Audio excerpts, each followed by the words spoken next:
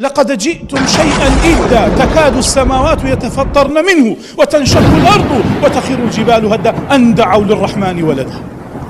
فرنشا كان وقتك لا تقبل أسمان كان وقتك كرتبن كتو ادعي أو بكي كوابل إخوة كريه قال فرنان وند قوله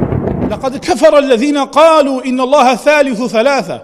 لقد سوينا واتسوين بأوان كفر يعني كالكوت يعني خوا ثالث ثلاثة سياني سيمي سيانكية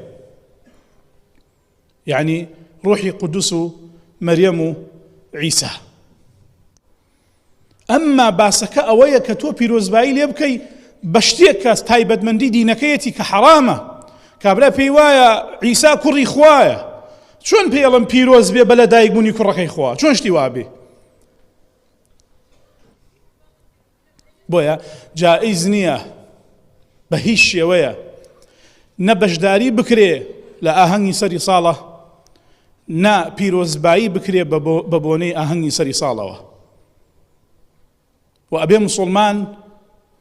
پابند بێ بە دینی خۆیەوە سەربەرز بێ بە دینی خۆیەوە ئاعتیزاز کا بە دینی خۆیەوە نابێ کاتی ئەڵێ موسڵمانم هەز بە لاوازی و سەرکەزی و سەرشۆڕی بکە ئەبێ هەز بە ئاعتیزاز بکە لە قورئانیشا فەرمێ والذین لا يشهدون الزور ئەوانەی کە ئامادەی زور نابن لە مجاهید و کۆمەڵێک لە سەلەف هاتووە فەرمێ بریتیە لە بەشداریکردن لە جەژنەکانی کافرەکان جەژنێک جەژنی دینیان بێ